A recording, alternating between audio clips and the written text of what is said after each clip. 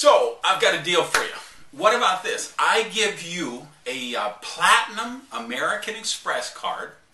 You can buy anything you want with it every month. You can go out and buy a Lamborghini. You can go shopping at the mall for 15 hours straight. You can get online and order anything you want. And the only deal is you have to pay 10% of the bill when it comes due each month. So, are you up for that? Well, what if I told you you already have that kind of card? It's called the Universal Express card. Which leads me to the topic of our video this time, which is the dynamic law of tithing, or let's call it the Prosperity Law of Tithing. Now, tithing actually goes back thousands of years. Tithe, actually, that comes from the Latin word meaning tenth, with the idea that you tithe, or you give back 1/10 of your earnings to the source of your spiritual nourishment. Now, I have to tell you, when I teach the prosperity seminars and workshops and my books and things, I get more feedback, more blowback on this than anything. I mean, people are really, I hear, oh, that tithing is just a racket for the churches, and, I can't live on 100% of what I make. How could I possibly get by on 90% if I tithe 10%? Here's all I can tell you my experience was. I got involved. I began studying prosperity. A lot of you know my story. I was so broke. I was in such trouble, so much debt. Everything was broken down in my life. And that's when I began that study of prosperity almost 20 years ago. And along the way, I remember getting the book, The Dynamic Laws of Prosperity by Catherine Ponder. And she talked about tithing in there. And then I read the original book, Prosperity by Charles Fillmore, and really began to look at these principles. And I just decided, I have nothing else to lose. I'm $55,000 in debt. I've sold my furniture. I'm sleeping on the floor. My health is shot. My relationships are shot. I got to try this stuff because everything else I've tried, nothing has worked. So I remember I went to the Science of Mind Church in Miami, down in South Miami. It was on Miller Road.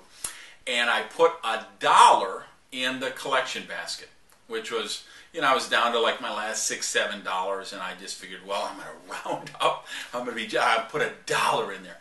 And I put the $1 in that basket, and I watched that dollar go down the aisle, I was like, oh, God, this is like 1/6 or 1/7 of all my wealth in the whole world. Fascinating thing happened is I got a check on Monday from the Florida Power and Light, and it was a refund check for my deposit. And they said, okay, here's a deposit. I think it was $65 or $75. Because you pay your bill on time every month, you no longer need a deposit, so we're sending your deposit back.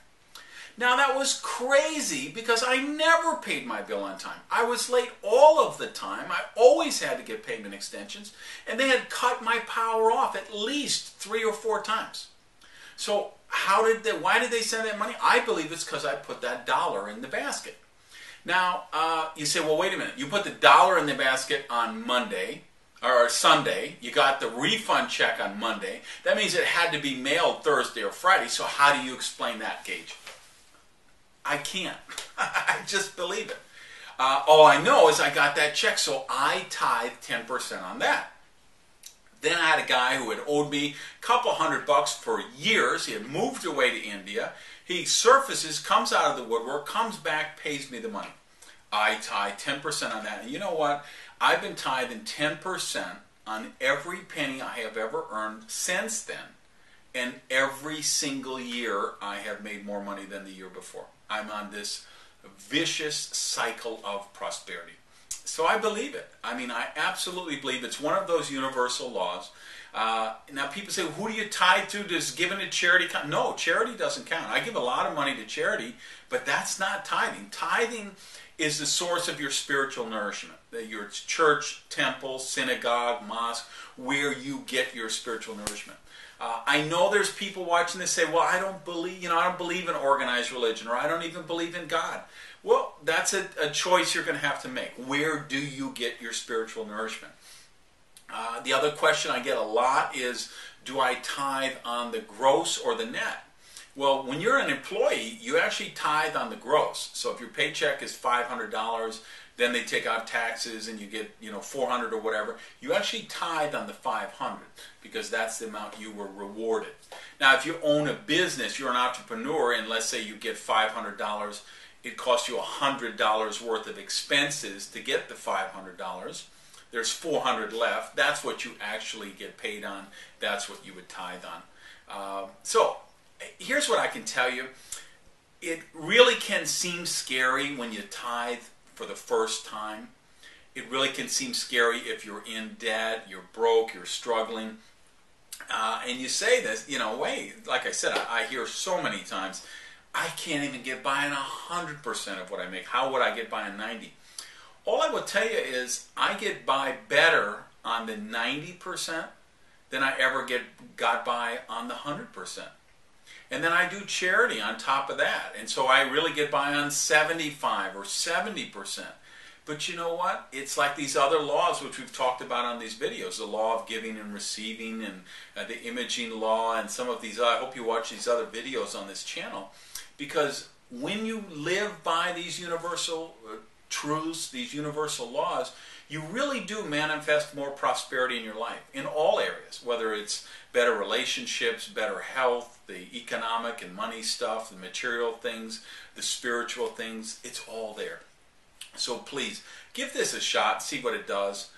Thanks for watching this. Be sure and subscribe to the channel and tell your friends about it. Love you guys all. Hope you're having a wonderful week, and I'll talk to you again soon. Thanks.